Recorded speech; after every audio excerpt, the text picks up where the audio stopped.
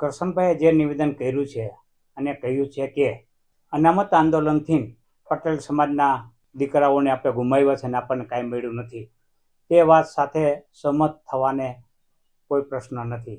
કારણ કે પાટીદાર આંદોલનથી સમગ્ર સુવર્ણ સમાજને અનામતનો લાભ મળેલ છે, પેકેજ રૂપે મળેલ છે અને આજે તેનાથી અનેક દીકરાઓ શૈક્ષણિક રીતે અને અનેક દીકરાઓને વ્યવસાયિક રીતે આર્થિક મદદ થઈ રહી છે.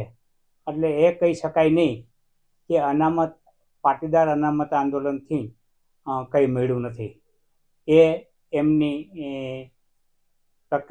પ્રતિક્રિયા છે મારી દ્રષ્ટિએ ગેરવ્યાજબી છે. આ એક નેરેશન ફેલાવવામાં આવે છે. આંદોલન છે એ કોઈ એક વ્યક્તિ કરી શકતી નથી. આંદોલન એક જનસમૂહનો આક્રોશ ઊભો થાય ત્યારે આંદોલન થતું હોય છે અને આ જનસમૂહના આક્રોશને ડામવા માટે સરકાર છે એવા ઉદ્યોગપતિઓ અને સમાજ શ્રેષ્ઠીઓને આગળ ધરી અને પોતાના બચાવમાં નીકળતી હોય છે. એટલે આ જ રીતે આ વખતે જે રીતે પાયલને જે રીતે અન્યાય થયો છે એના વિરોધમાં જે આક્રોશ પેદા થયો છે એ આક્રોશને ડામવા માટે આવા કરશનભાઈ જેવા ઉદ્યોગપતિઓને આગળ ધરીને મારી દ્રષ્ટિએ જે આક્રોશને દબાવી રહી છે.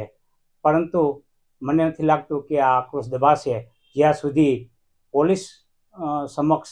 પોલીસવાળા સામે પગલાં નહીં લેવાય ત્યાં સુધી આ આક્રોશ છે એ ચાલુ રહેશે.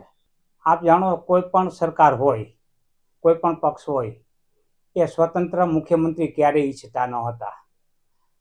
આનંદીબેન છે સ્વતંત્ર મુખ્યમંત્રી હતા એટલે તેમનો ભોગ લેવાયો છે, નહીં કે અનામત આંદોલનથી. જ્યારે ભૂપેન્દ્રભાઈ છે એ સ્વતંત્ર મુખ્યમંત્રી નથી, એ તેઓ ઉપરથી જે પ્રમાણે આદેશ આપે તે પ્રમાણે કાર્ય કરતા મુખ્યમંત્રી છે એટલે એમનો ભોગ લેવાનો કોઈ પ્રશ્ન ઉપસ્થિત થતો નથી.